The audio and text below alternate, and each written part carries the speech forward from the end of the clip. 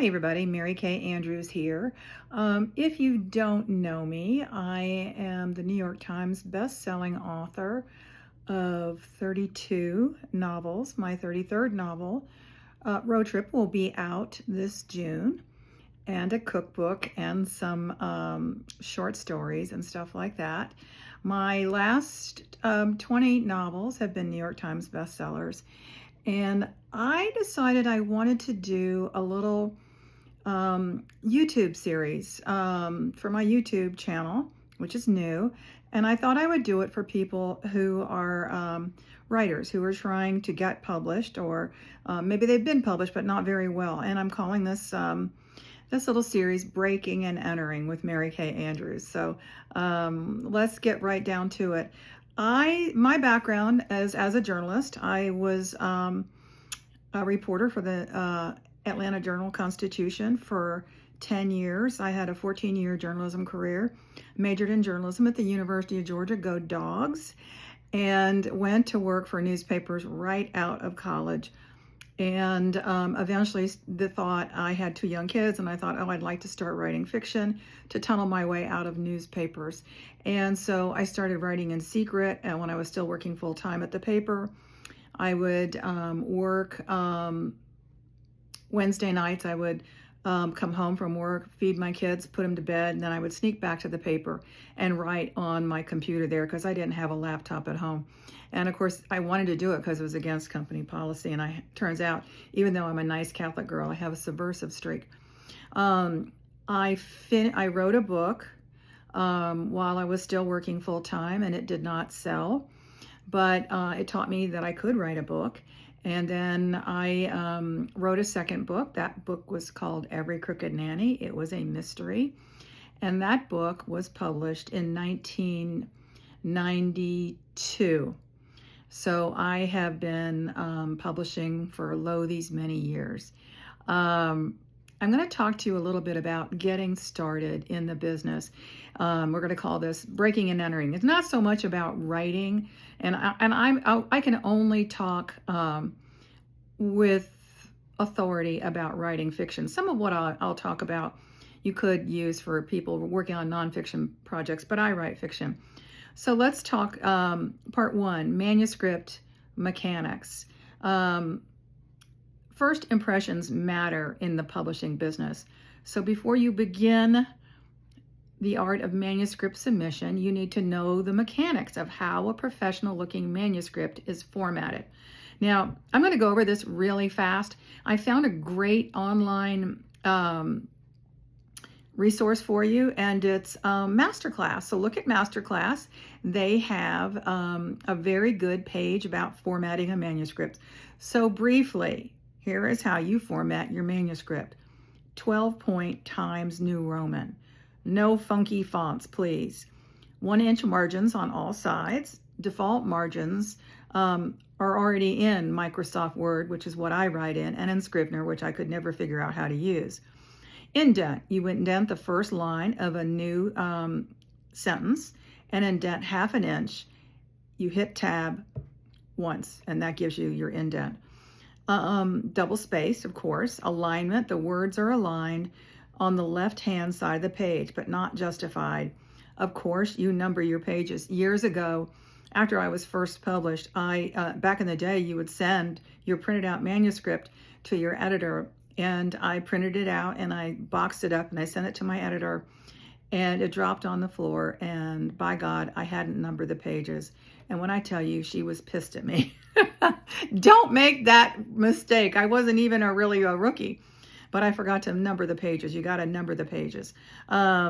Scene breaks. If you have a scene break in your manuscript, you do a blank line with a hash mark, or what I do is 3 asterisks centered.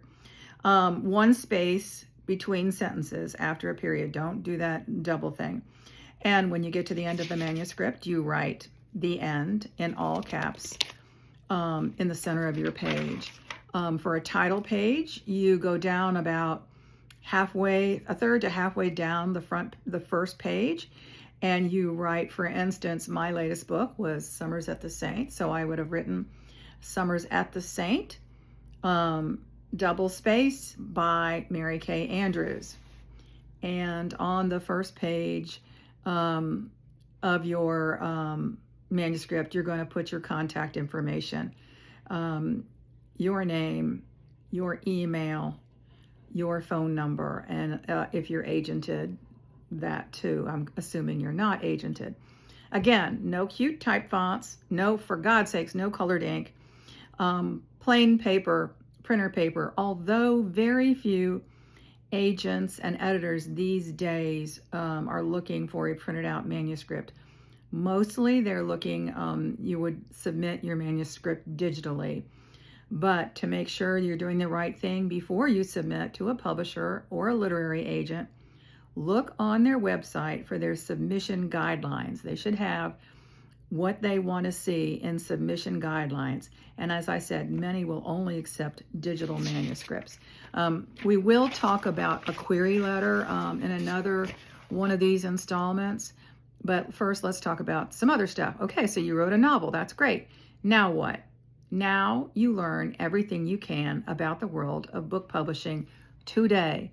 Not the world of book publishing when I started back in 1991, because it's totally different now. And I will say, the reason, my motivation behind doing this is, don't spend money to get a stranger that you've seen ads on Facebook, these companies that are promising to make you a bestseller and get you a publisher and get you an agent for money.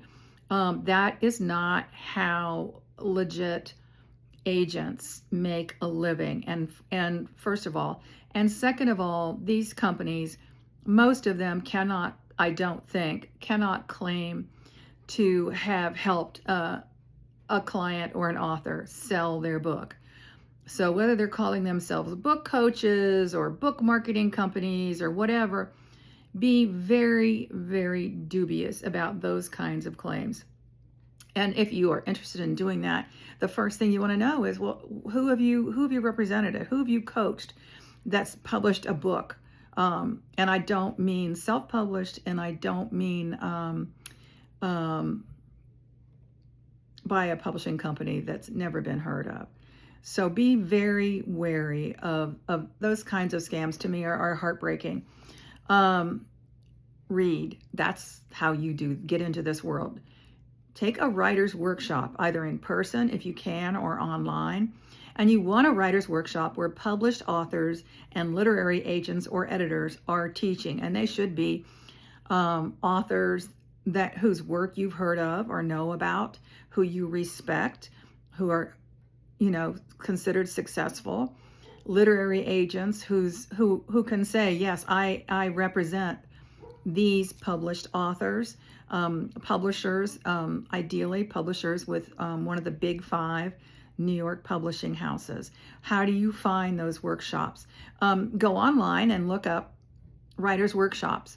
When I started, I took a writer's workshop at Antioch College in Yellow Springs, Ohio, specifically because Sue Grafton was teaching. And I was a huge Sue Grafton buff, and I was writing mysteries. So, and the other place, and I found out about that workshop through an ad or a listing in either Writer's Digest or the Writer magazine. And I think you can subscribe to those magazines digitally now. It used to be that you would get a print subscription. If you have a manuscript that you believe is ready to begin, look for a manuscript where editors or agents, or in some cases, published authors will do this, will critique maybe a chapter of your work in progress, maybe 5 or 10 pages, and usually they will charge a fee for that. So if you can get a manuscript critique like that from an agent or a editor, that's terrific. I lucked into, at that manuscript, that workshop I went to with Sue Grafton, I paid $50 for a manuscript consult with Sue Grafton, who, to my wonder and joy, told me, you are ready to be published. Now, she had read maybe 10 pages of the book that I had been trying to get published, and I was unsuccessful in that. But that book didn't get published, and that's a story for another day. So you're going to look for listings of writers' workshops in those kinds of places. Check with your local university adult ed programs. Sometimes public libraries will sponsor writers' workshops. So those are great places to look. Another way to break into the business when you're first starting out is if you are writing genre fiction. Now, what's genre? I'm talking about romance, mystery, horror, fantasy, thriller, erotica. Not that I know anything about that. A lot of those they're professional organizations, and you can join them. Mystery Writers of America is a good one. Sisters in Crime. I used to be a member, and they were great for me. Sisters in Crime. Romance Writers of America has splintered, so I don't know if a group has stepped in to take their place. Thriller Writers of America is a great organization, and they offer a big conference, a writers' workshop conference, usually in New York in the summer. And I have actually attended, and they have huge, big New York Times best-selling authors doing workshops and talks at those conferences. So that's a great place to figure out what you're doing and to take a class. Think about what it is. What do you write? Are you writing genre, romance, horror, fantasy, romantasy, science fiction, speculative? Or are you writing literary fiction? You should know that literary fiction can be a harder sell, especially for a beginner. If you think you are writing literary fiction, think about whose books are influencing your writing. And that is how you are going to sort of pitch yourself when it comes time to submitting to agents and editors. Again, what kind of book have you written? Is it a coming-of-age novel? Is it historical fiction? Is it romantic comedy? Is it upmarket fiction? Upmarket fiction means it's just, it's a little bit literary. Women's fiction, which is what I write. Romantasy, which is huge right now. Are you writing a domestic thriller? Are you writing a spy novel? Write the kind of book you love to read, but try to write one that nobody's written yet. So figure out what the book is that you're looking for to read, and then write that book. Now, when I started writing fiction, because I had always been a mystery reader, I wrote category mystery, and my books fell somewhere between cozy and hardboiled. I started writing under my real name, which is Kathy Hogan Trocek. I wrote 10 books under my real name, and 8 of those books were the Callahan-Garrity series. I had a female sleuth who was a former police detective who buys a cleaning business. I deliberately set that series in Atlanta because I lived in Atlanta and I knew Atlanta.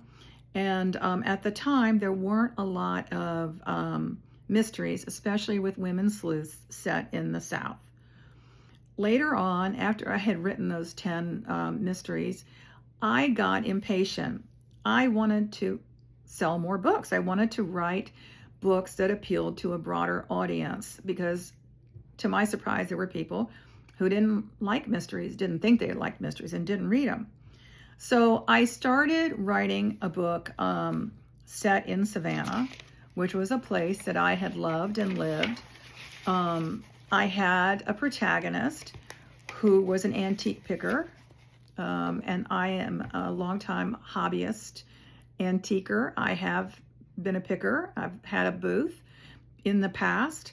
And when I started writing that book, I thought I was writing a mystery. There was a body, and my sleuth figures out who done it. But when I wrote that book, I was inspired by Susan Isaacs, who wrote mysteries with smart, strong Jewish women protagonists, mostly set on Long Island. And sort of the benchmark book for Susan Isaacs is Compromising Positions, which they made a movie out of. I was inspired by her, but I wanted to write Southern women, strong, feisty Southern women who are forced, because of things that happen in their lives, to reinvent themselves. After their lives fall apart, and then they have to rebuild and reinvent themselves and figure out who they are and what it is they want. As it turns out, while I was writing that book, which became Savannah Blues, I discovered that that is the through line for all of my novels that I've published to date. And as it turned out, that book, Savannah Blues, became a turning point in my career. Coincidentally, I wrote that book after signing on with a new literary agent. Now, I had been writing what was called mid-list category mysteries, but I was ambitious. I wanted to sell more books. Now, I had been getting good reviews. I'd even gotten my one and only New York Times review for my second book was reviewed in the New York Times favorably. But I wanted to sell more books, and I wanted to write for a broader audience. And just coincidentally, at that time, I had to find myself a new agent, and I met with my agent, and he asked me over lunch the most important question of my career that I've ever been asked. And what he said was, I know what you've been doing. I know what you've been doing with your career. What is it that you want to do? And somehow I got up the nerve and the gumption to tell him I want to be a New York Times bestseller. And he said, he didn't say, to my delight, he didn't say, no way, find somebody else, that's never going to happen for you. He said, okay, let's talk about how we make that happen. And I think I'm going to stop there. This is what we call a teaser, to tell you that in the next installment, I think I'm going to call this Breaking and Entering. In the next installment of Breaking and Entering, I'll tell you about what Stuart, my agent, told me that I needed to do to make myself, that we should do to get me on the New York Times bestseller, and how long it took before I did make the New York Times bestseller list. Bye for now.